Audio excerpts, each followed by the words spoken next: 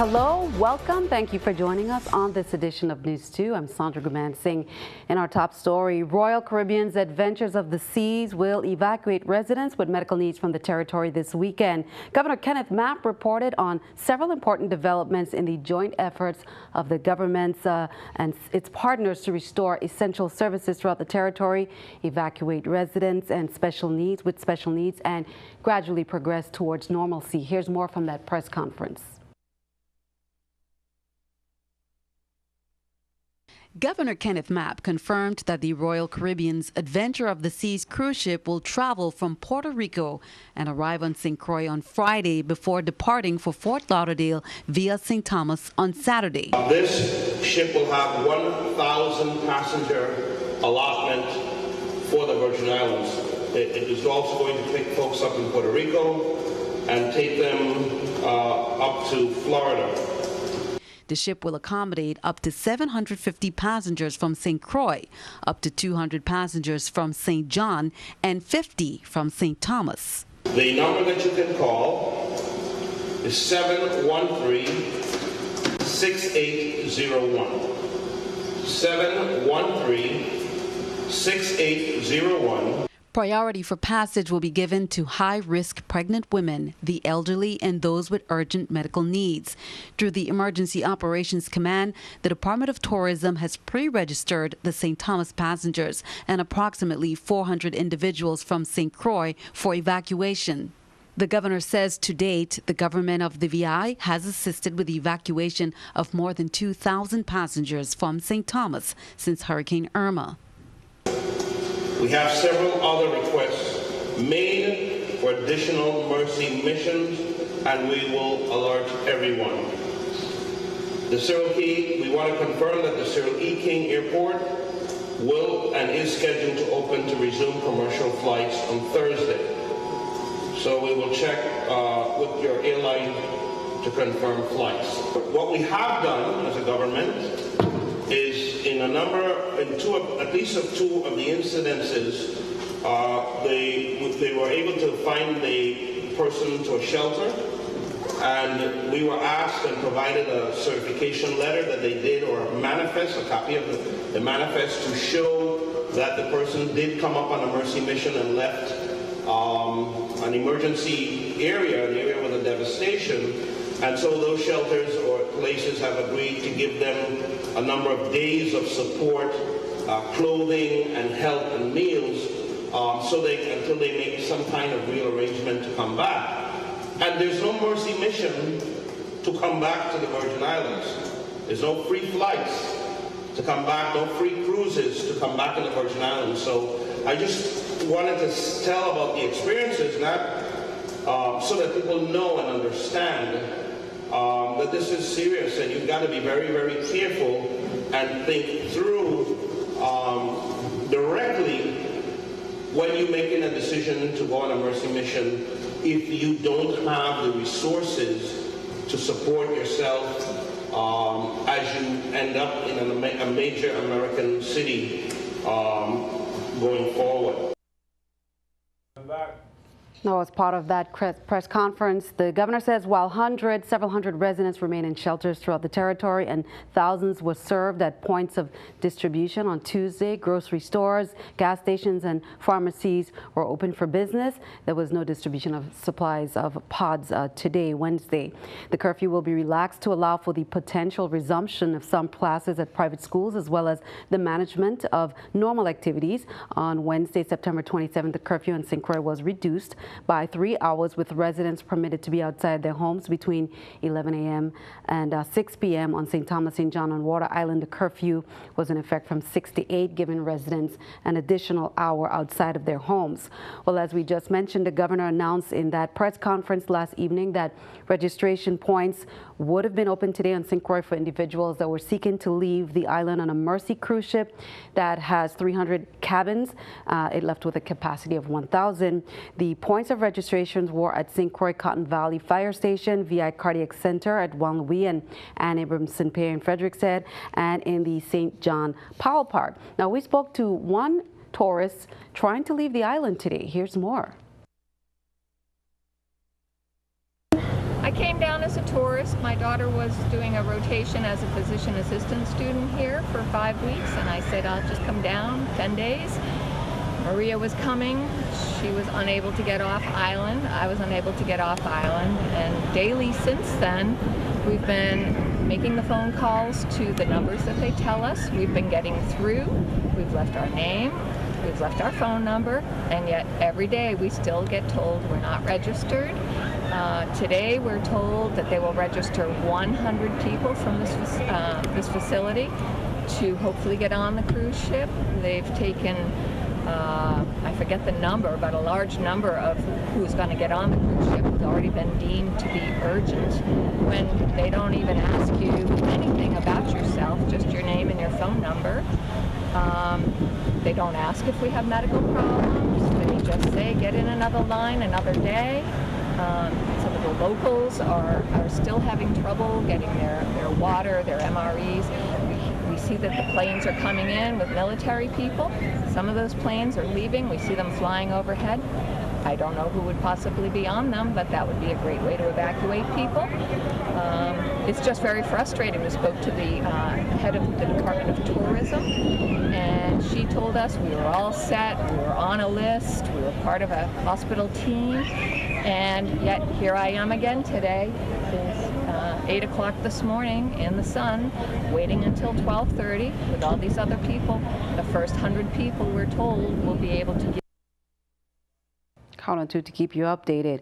Well, MAPP says cruise lines are anxious to resume flights, to resume visits to the Virgin Islands.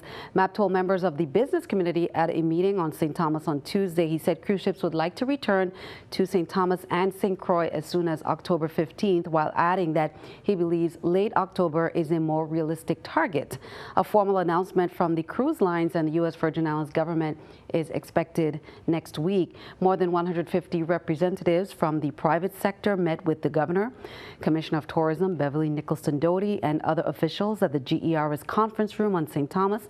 Governor MAPP told those assembled he was eager to hear how business have been managing in the aftermath of the two back-to-back Category 5 hurricanes, and to learn more about how the government can assist those in the private sector to get Virgin Islanders back to work. While many had concerns about power restoration, the diesel supply, and the removal of debris, optimism prevailed, he said. Most stated they were pleased with the government's response to the significant challenges created as a result of the storms. Many merchants recall the experience of Hurricane Marilyn and say they understand the realities of a difficult recovery process. Several businesses that serve cruise ship passengers are prepared to welcome visitors. According to Pash Daswani, who's the president of the India Association, he said that the association members who own Shalimali businesses are fully operational. Main Street, Crown Bay, and Havenside, he says, are ready to open. Commissioner Nicholson-Doty said that the cruise lines have requested a status report on beaches in the VI and other attractions, and that representatives would soon visit to assess sites in the territory so they can start scheduling cruise calls. They don't expect perfection, they say, but they do expect honesty.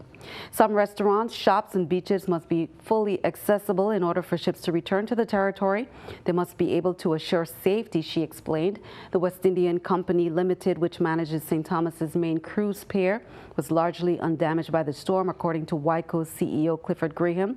He said, we did lose some security fencing and lighting, but we are working diligently on repairs and to pull in debris out of the water. The governor said his priorities for tourism include reopening Magens Bay, working with the federal government to reopen the Virgin Islands National Park on St. John, and providing power to the island's business districts, while many of the major hotels expect to be closed while damages are assessed and repairs are made. Both the government and business owners remain optimistic, they say, about the future.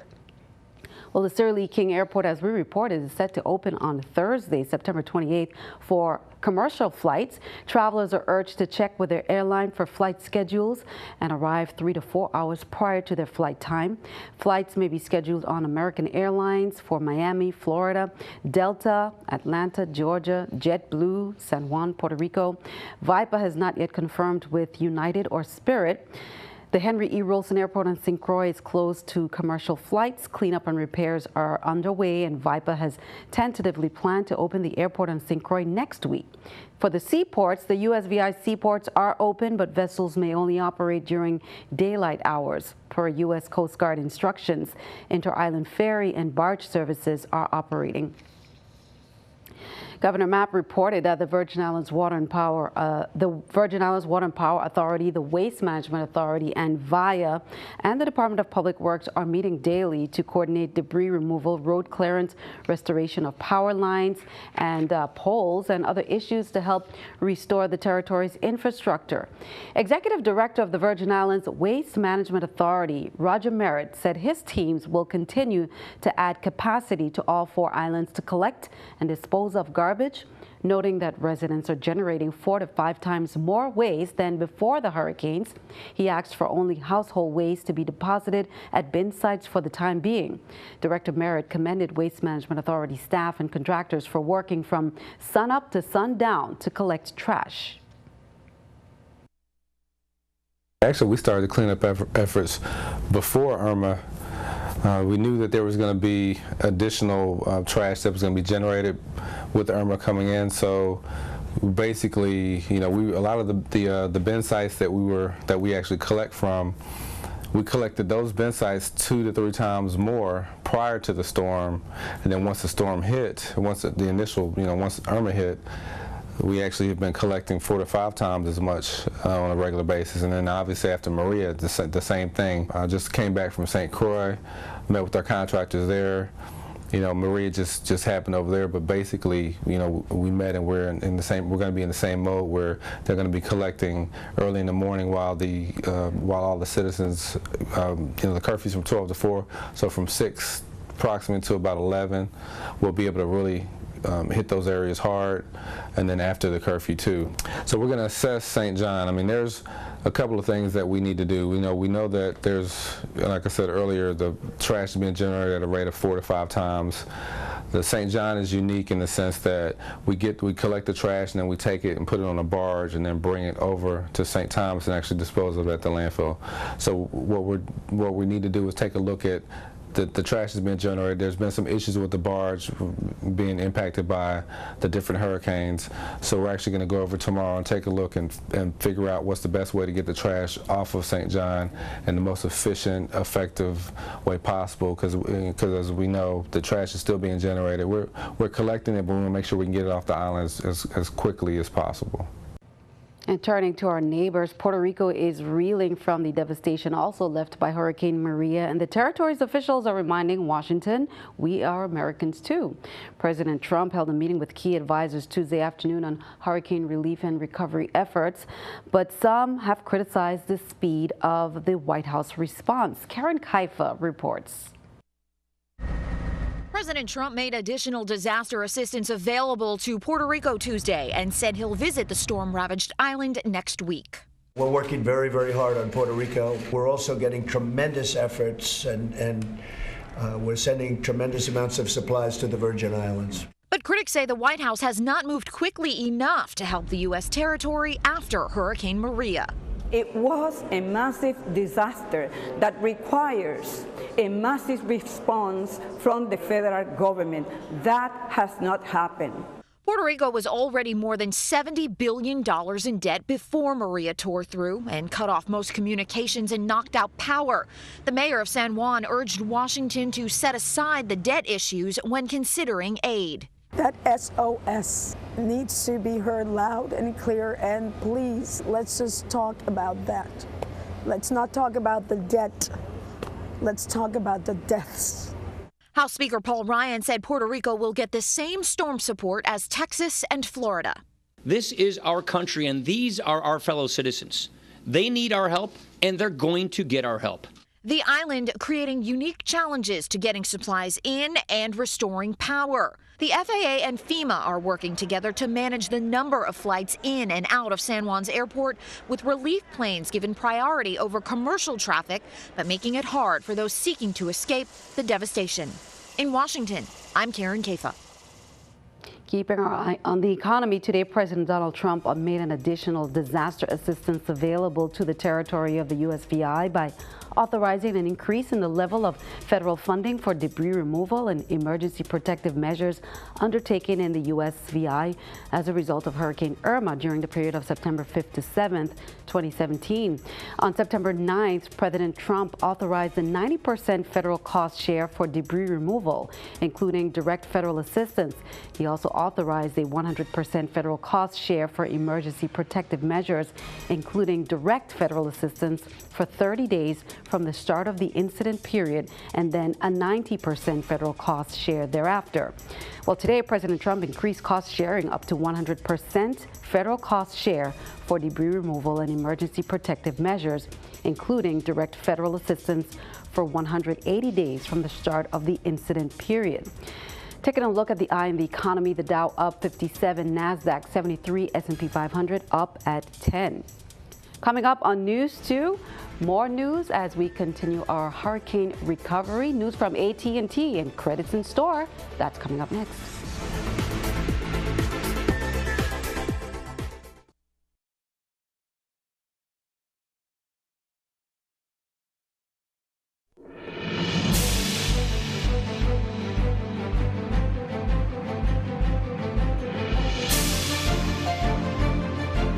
Welcome back. Let's hear how the Wanafluwe Hospital is faring. Here's more from Erica Parsons.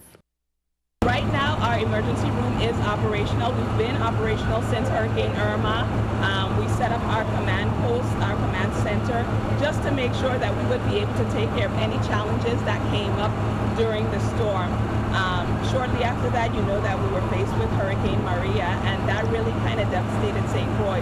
But throughout it, our emergency operational remained operational. So yes, patients are currently being evacuated from the hospital. We've mostly gotten all of our patients out.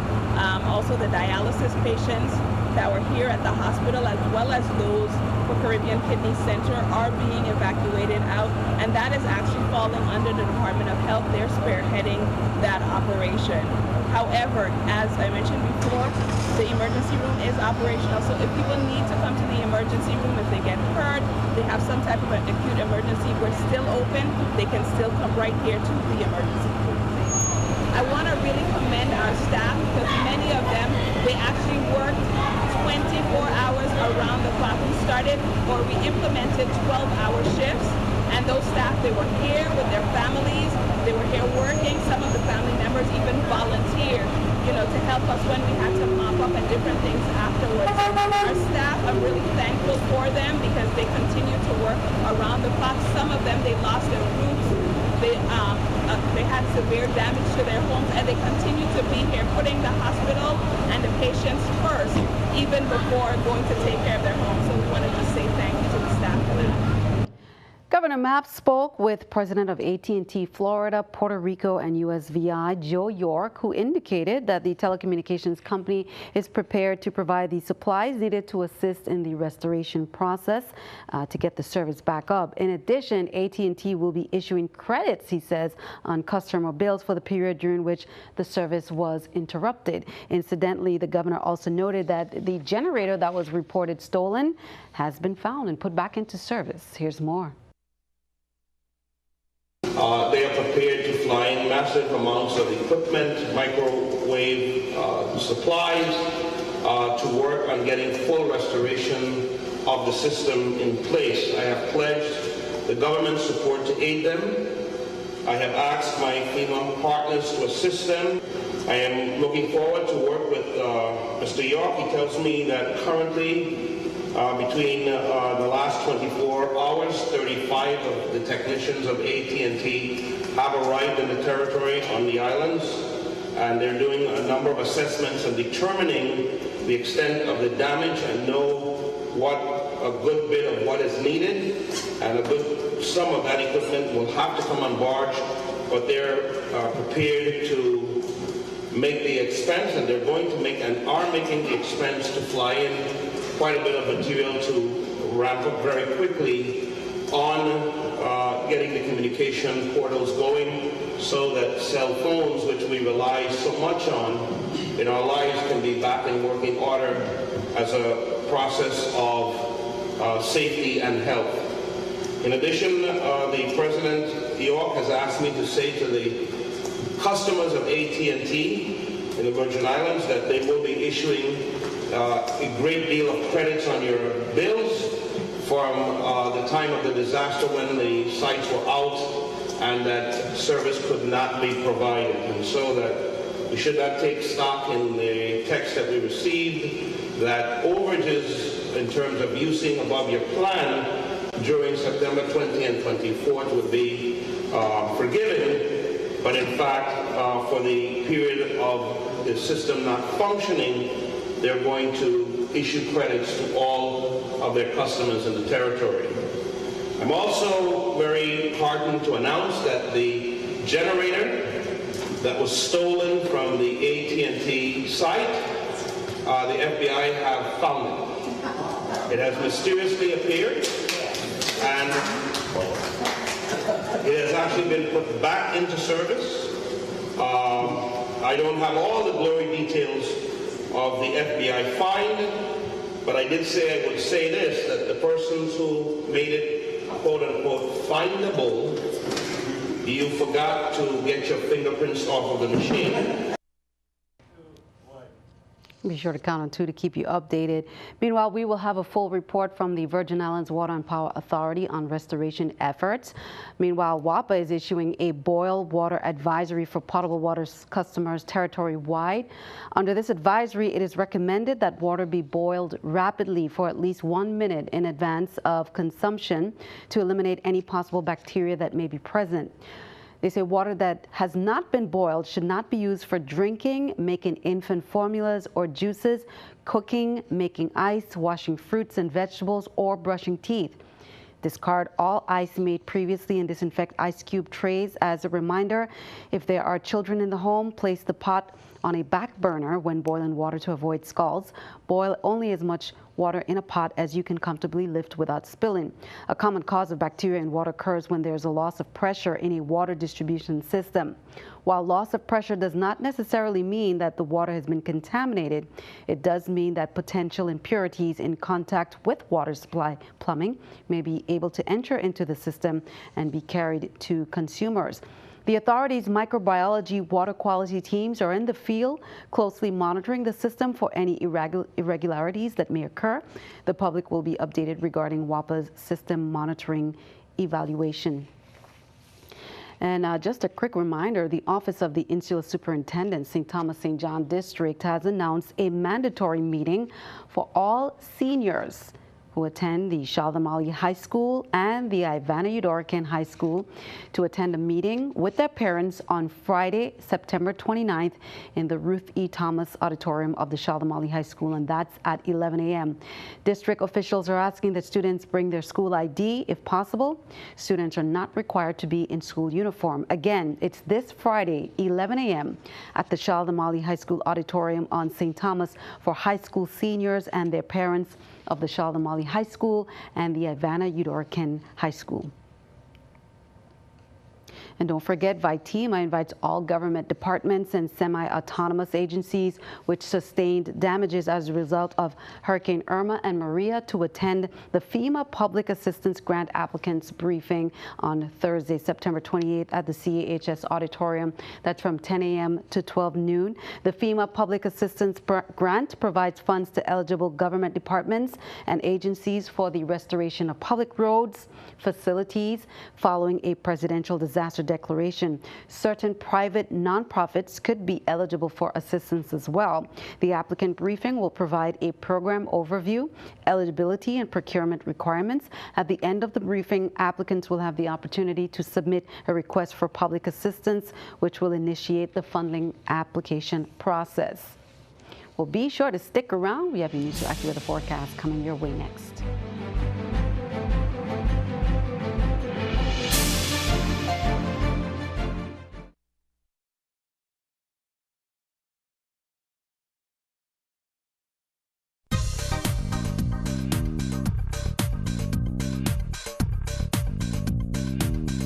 It was a nice day out here today, maybe a few showers here and there, but for the most part, pretty pleasant, dry conditions. Taking a look at the satellite radar right now, not much going on. The higher elevations in Puerto Rico are seeing some showers, maybe some downpours at times, but we are keeping our eye on this tropical wave right here. Tomorrow, we're going to see an increase in cloud coverage, maybe an increase in showers. Friday, Saturday, well, that tropical wave is going to reach us, and we are going to see some frequent showers and also more clouds than sunshine. So for tonight, it's going to be 78 degrees, patchy clouds staying dry.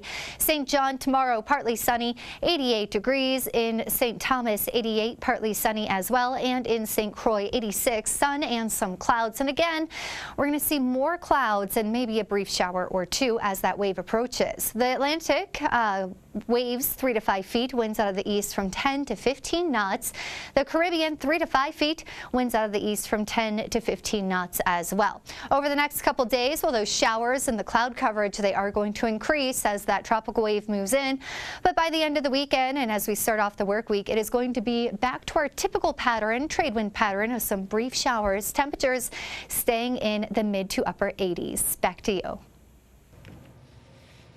Thanks for that. Here's a look at our news to weather picture there by Shanisha Valencia, second grader of the Lockhart Elementary School. And we see you included some sunshine and clouds. We too look forward to that weather after we experience the Hurricane Shanisha. Hope you're ready to get ready back to school time. News 2. You can send your picture as well for our weather segment. Send it to the address right there on the screen, and then tune in to see it right here on News 2. That's all for now. Thank you for joining. Be sure to follow us on Facebook and YouTube. I'm Sandra Guman Singh. Have a wonderful evening.